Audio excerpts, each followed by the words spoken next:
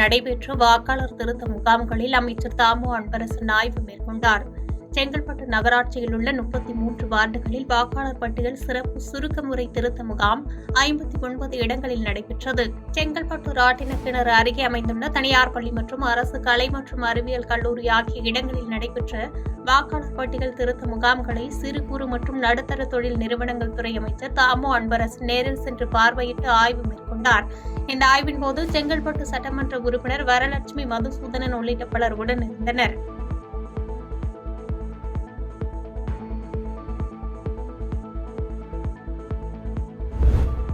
திருச்சி அரசு மருத்துவமனையில் ரூபாய் 1.62 கோடி மதிப்பிலான திட்டங்களை அமைச்சர் KN நேரு துவக்கி வைத்தார்.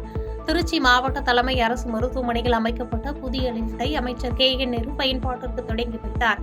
தொடர்ந்து மருத்துவமனையில் சுமார் ரூபாய் 1.62 கோடி மதிப்பிலான மைக்ரோ பயாலஜி ஆய்வக பயன்பாட்டிற்கான உபகரணம் மற்றும் மருத்துவமனைக்கு தேவையான மருத்துவ உபகரணங்கள் உள்ளிட்ட திட்டங்களை அமைச்சர் பொதுமக்கள் பயன்பாட்டிற்கு தொடங்கி வைத்தார். பின்னர் திருச்சி அரசு மருத்துவமனையில் புதிதாக கட்டப்பட்டு வரும் கட்டிடப் பணிகளை ஆய்வு மேற்கொண்டு துறை சார்ந்த அதிகாரிகளுக்கு பணிகளை விரைந்து முடிக்க உத்தரவிட்டார்.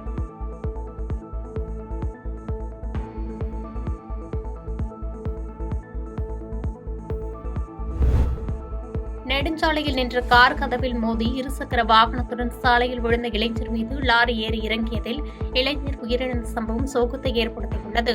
தருமபுரி மாவட்டம் எர்ரக்காட்டு கொட்டாயைச் சேர்ந்த குணா கல்லூரி படிப்பை முடித்துவிட்டு அரசு வேலைக்காக போட்டித் தேர்வுக்கு படித்து வருகிறார். இந்நிலையில் மருத்துவ சிகிச்சைக்காக ஓமலூர் வந்த குணா இருசக்கர வாகனத்தில் தருமபுரி நோக்கி சென்றுள்ளார். ஓமலூர் அருகே RC செட்டிப்பட்டி தேசிய நெடுஞ்சாலையில் ஆந்திர ஐயப்ப பக்தர்கள் காரின் கதவு திடீரென திறக்கப்பட்டது.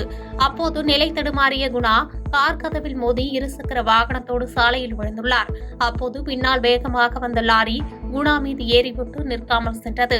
இதில் பலத்த காயமடைந்த இளைஞர் சேலம் அரசு மருத்துவமனைக்கு கொண்டு செல்லும் வழியிலேயே உயிரிழந்தார். இதனிடையே விபத்துக்கு காரணமான காருடன் காரில் தப்ப முயன்ற ஐயப்ப பக்தர்களை அங்கிருந்து சிவலிங்கம் என்ற வாலிபர் 5 கிலோமீட்டர் தூரம் விரட்டி சென்று பிடித்து ஓமலூர் போலீசில் ஒப்படைத்தார். மேலும் விபத்து தொடர்பாக வழக்கு பதிவு செய்த போலீசார் ஐயப்ப பக்தர்களின் காரை பறிமுதல் செய்தனர். மேலும் லாரியுடன் தப்பி சென்ற ஓட்டுநரை தேடி வருகின்றனர்.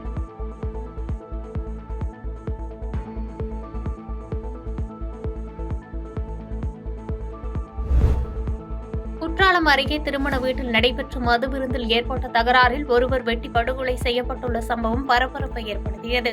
தென்காசி மாவட்டம் குற்றாலம் அருகே உள்ள காசிமேஜர்புரம் பகுதியைச் சேர்ந்த சூர்யா என்பவருக்கு இன்று திருமணம் நடைபெற இருந்த நிலையில் இதனையொட்டி நேற்று இரவு திருமண மண்டபத்தில் தனது நண்பர்களுக்கு சூர்யா மது விருந்து வைத்ததாக கூறப்படுகிறது. இதில் பங்கு பெற்ற இளஞ்சி பகுதியைச் சேர்ந்த முனியா கணேசன் காசிமேஜர்புரம் பகுதியைச் சேர்ந்த பட்டு என்பவருக்கும் இடையே வாய் தகராறு ஏற்பட்டு கைகலப்பாக மாறியுள்ளது. இதில் ஆத்திரமடைந்த முனியா கணேசன் தான் வைத்திருந்த அருவாளை வைத்து பட்டுவின் கழுத்தில் வெட்டியதில் சம்பவ இடத்திலேயே அவர் உயிரிழந்துள்ளார். இதற்கிடையே தகராறை தடுக்க வந்த சூர்யாவுக்கு கையில் வெட்டு விழுந்ததில் அவர் காயமடைந்தார். இச்சம்பவம் குறித்து தகவல் அறிந்து விரைந்து வந்த குற்றாலம் போலீசார் பட்டுவின் உடலை மீட்டு பிரேத பரிசோதனைக்காக தென்காசி அரசு மருத்துவமனைக்கு அனுப்பி வைத்த நிலையில் இச்சம்பவம் தொடர்பாக வழக்கு பதிவு செய்து முனியா கணேசன் மற்றும் அவருடன் இருந்த 2 நபர்களை வலைவீசி தேடி வருகின்றனர்.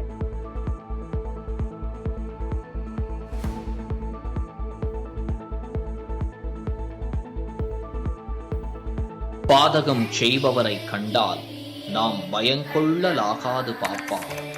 மோதி மிதித்து விடு பாப்பா, அவர் முகத்தில் உமிழ்ந்து விடு பாப்பா. அண்மை செய்திகளை உடனுக்குடன் தெரிந்து கொள்ள இணைந்திருங்கள் இயம்நாடு தொலைக்காட்சியுடன்.